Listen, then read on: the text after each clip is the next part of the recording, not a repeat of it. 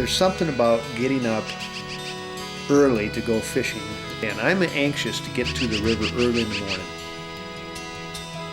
I find the browns the most challenging. They're not as dramatic as a rainbow. They don't go after dry flies like rainbows as much, but they are feeding on minnows, crayfish, nymphs, whatever, early in the morning, before the sun's on the water, before ospreys are flying overhead, scaring them, and I can get out there and I can outsmart them. So I like to be out there early, and it also seems like I'm out there all by myself. You have the whole river to yourself, really.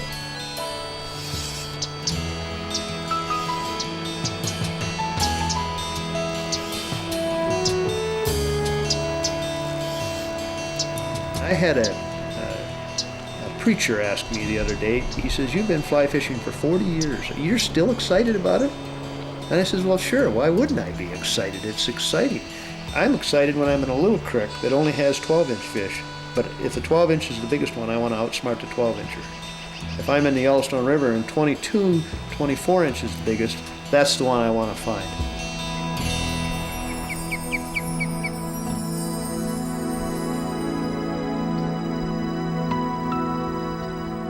I named the boat after the Osprey for several reasons. They're fun to watch. They're a great fisher bird, whatever we want to call them. They only live where the waters are pure. They don't survive well or seem to like being around crowds. They only eat fresh fish. They're not scavengers. They won't pick up a dead fish. They catch the fish, and they're a treat to watch.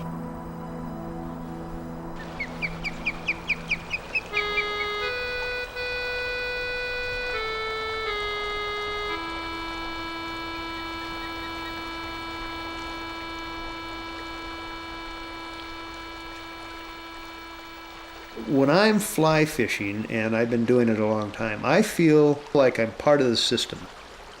Like I was meant to be there catching these fish. It's almost a religious thing. You know, and if I don't catch fish, it's no big deal. There's days you don't catch fish. You have to become part of the system to understand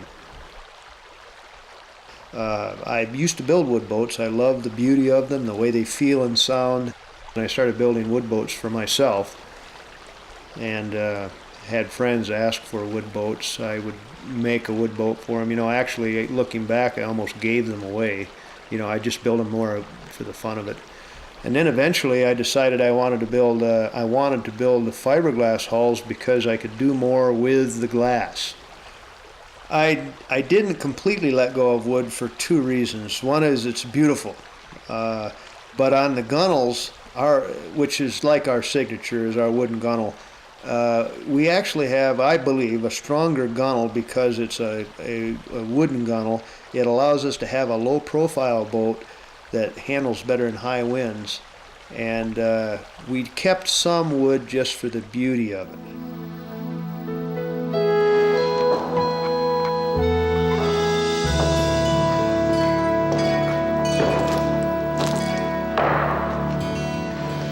For the gunnels, the wood has got to be straight, and it's got to have a good grain to it without having a lot of warp and twist.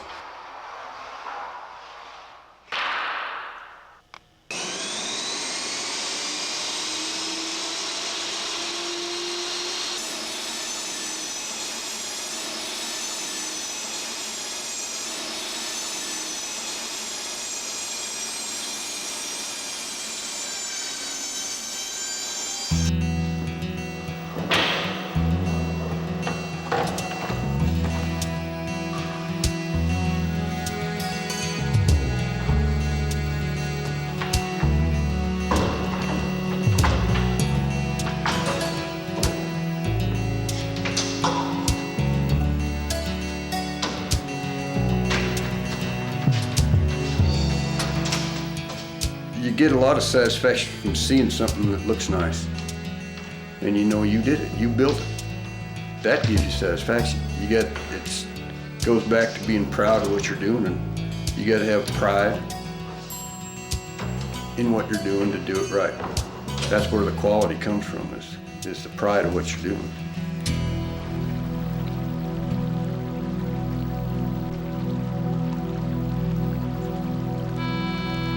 You know, we saw that sign at the bridgehead at the Jefferson River that said, "Keep out, no trespassing." The sign must have been 50 years old. But there's an access right across the bridge there where you can put a drift boat in the river. And the laws in all 50 states and most of Canada and South America, if you can get on the water, you can fish that stream. And with a drift boat, you can get there. You can see those little raccoon walking along the bank. You can see the deer. You can see the heron. And the access is not an issue. The other thing that is really a treat is the serenity. The sound of the water, birds, wind, oars, the slapping of water against the boat. It's peaceful. It's relaxing. There's no pressure. You know, I take my watch off. I just refuse to wear a watch on the river anymore.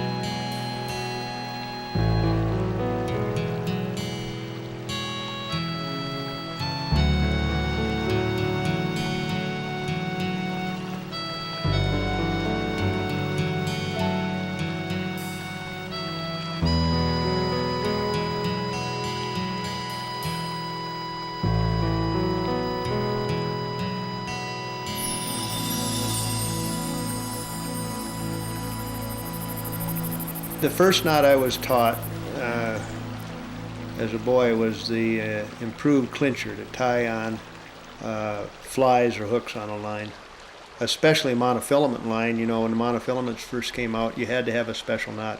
I always twist that knot 7 times for good luck. That's the only reason.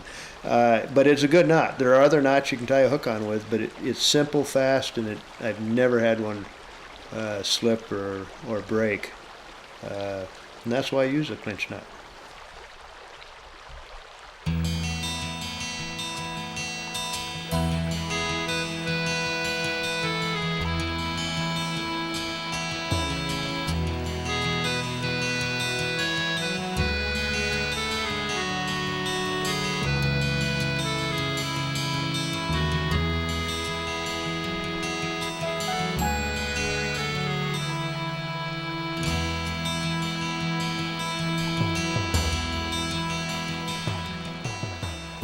In the late summer, early fall, the streams they're at their lowest point. Ironically, it's usually the best fishing. So you need a boat that can handle shallow waters. Now, my Osprey, the 15-footer with the 3 average-sized people in it, we can easily navigate 5-inch water, 6 inches of water. In other boats, you would be out of the boat and dragging the boat over these shallow shoals. The 13-foot model will handle even shallower water, 3 inches of water. So you can get the boat, you can get access to places where there's some big fish hiding. It's all hand fitted. Each piece of wood is fit to the boat, each individual boat. So it's just you got to start in the right place, put the wood on, and cut it in the right place. There is no pre-cut measurement.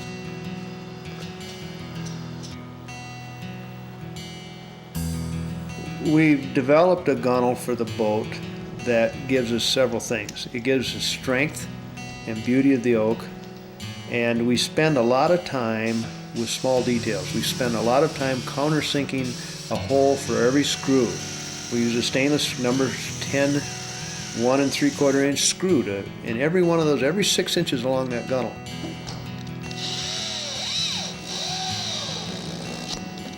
We cover them up with a plug. They're sanded off and polished. It's all done for several reasons. One is we want the lines of the boat to be clean. If you're a fly fisherman especially, you're stripping line off your reel, you're in and out of the boat in your waders. If you got bolts sticking through there, they catch the line, they catch your waders, your clothing, If you have to do maintenance, you have to sand around bolts, and if it's an open gunnel, you have to sand in a little groove. That's difficult. Our gunnel maintenance is simple because you can just merely rough up the varathane that's on there with a very fine paper or steel wool and put another coat on. You don't have to sand it down to bare wood. I'll even take the time to line the grain up on the plugs. So a lot of the plugs will virtually disappear when they're sanded off.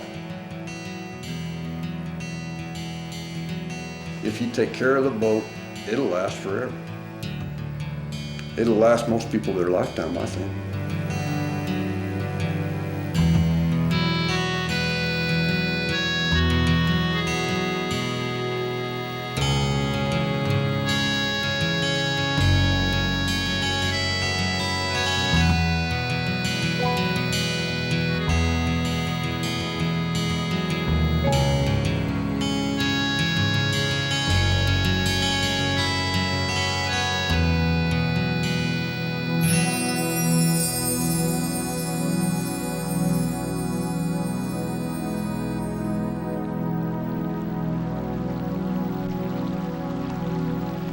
One of the things we can do with glass is we can put a shape on the bottom of the hull and the sidewall shapes that you can't do with wood or metal. And those shapes give us better handling. We can turn quicker. The boat will hold better. We can go sideways across the water easier. We can handle certain water conditions. What I call seams and eddies, standing waves are just much easier. They handle much easier in a glass hull than either wood or metal. I put a high, very expensive wood oar in the boat. One of the reasons is you can feel it flex. You can feather the blades. You can slide the oar in and out of the oar locks. Once you learn how to row the boat correctly, and that's really with a wood oar. No one's improved on that in my mind. The oar blocks and the collars, I call them training wheels, but people get so they depend on them, and they affect your ability to move the boat right over to the fish, right to where you want to put your fisherman on. I really enjoy rowing.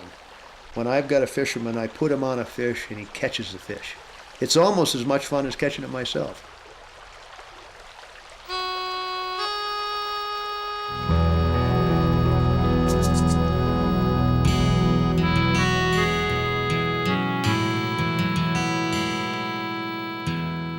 The caddisfly is very important in this area because it hatches all through the summer. It's only dominated by the salmonfly, which is a much larger insect. Happens in late June, early July. But even then, the caddis still hatches. It's still an important food source for the trout. And an elk hair caddis is a good imitation of it. Floats well, fairly easy to tie.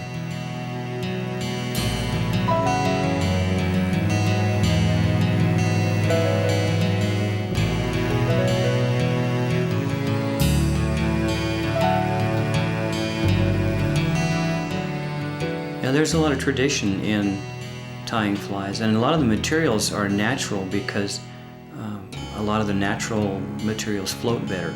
Elk hair and deer hair is hollow, and it has sections. It doesn't allow water to go up the length of the shaft of hair. The same thing holds true with feathers. Rather than using a synthetic plastic or nylon wings or something like that, you would use natural feathers, turkey feathers, duck feathers, things like that.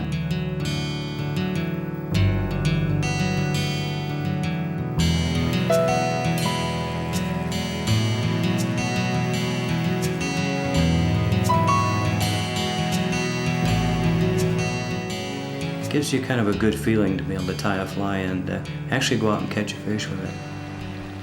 I'm an Orvis endorsed guide, and I selected the Osprey boat. And the Osprey, to me, was more convenient. The seating arrangement was better. Everything functioned right. The knee locks, which you need to stand up and cast and be in safe casting position, keep your balance. They seem to be more comfortable. Everything seems to work more efficiently.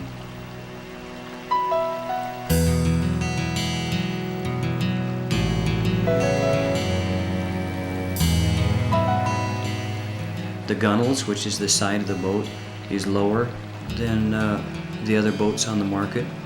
And it allows me to get in and out of the boat easier. It allows the clients, which may have never been in a drift boat before, to get in and out of a boat without tripping over it.